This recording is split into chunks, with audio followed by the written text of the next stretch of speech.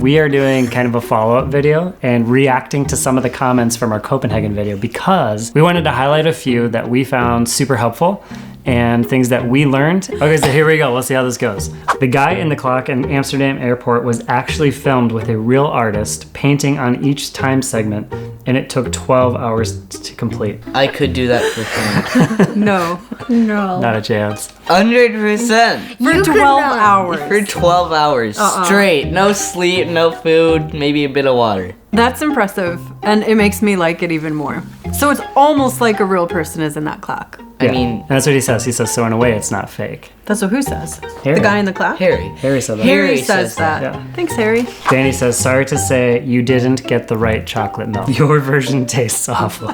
Hugo said, you got the wrong choco milk.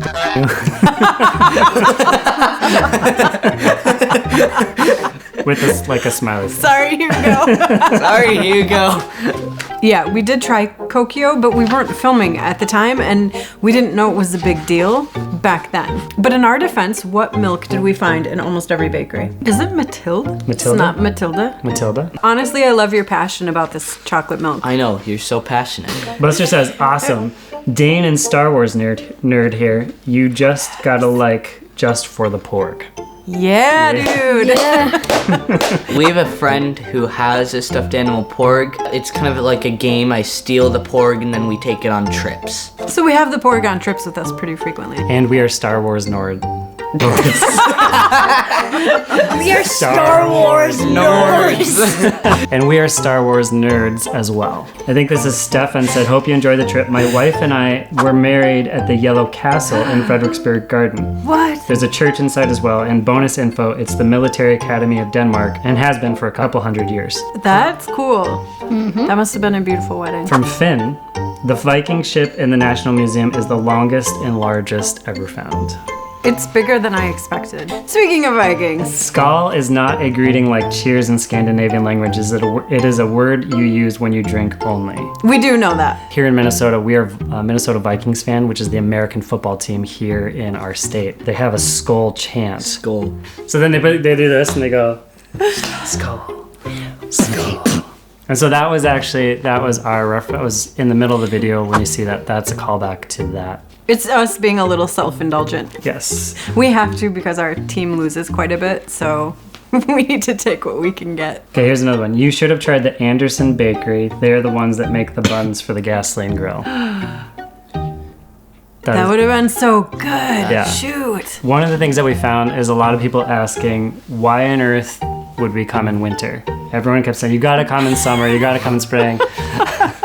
I understand where you're coming from. Part of the reason it worked for us is just with our schedule. January is actually pretty flexible for us work-wise and school-wise. So, but also it was actually quite a bit warmer. It was quite a bit warmer. Way warmer. Yeah. We left at like 0 degrees. Yeah. Yeah, so compared to our winter, your winters are nicer, but also what's great is there are less crowds and everything is cheaper if we travel there in the winter. So a lot of people were saying that we should return to Denmark and visit the mainland. Copenhagen is kind of off by itself.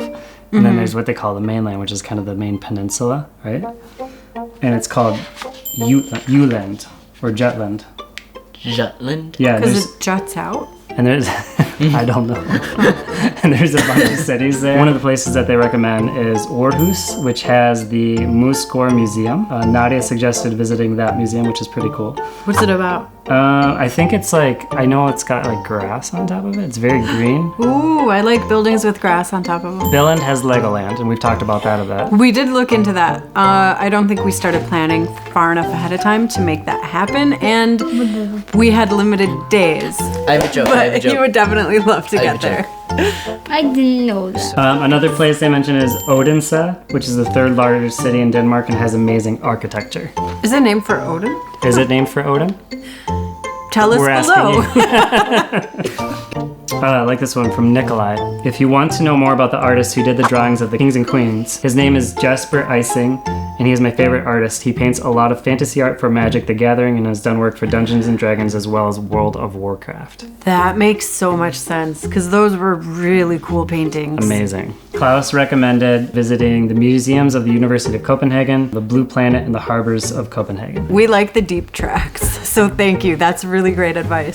John was super helpful. He said that my son was actually one of the royal guards guarding a mayimbo. And he said when the band is part of the changing of the guard, and when the royal flag is flying, that shows that the queen was at the castle. So she was there when we were there. When we were there, she was there. Yay, that's awesome. I was within some sort of distance to a queen. Less distance than we normally are because we're always in some sort of distance. Benjamin or Benjamin. As a Dane, I think you can just eat smorgasbord sandwich with your hands, you know. We did not know. But you gave us permission. Yay! Next time. Elliot will be so happy because I know, thank you. he's using a fork. Thank you, Benjamin. Bluetooth is named after a Danish king called Harald Gormson. What? And here's why. One was he was known as a uniter. He was from the 10th century. Okay. And two, so he was a 10th century king with a dead tooth that looked blue. And so someone else commented too that, fun fact, the Danish flag is the oldest in the world. Okay, this one's funny. Brian says, come in the summer, you'll love it. And for the love of God, let them kids try rum cooler next time.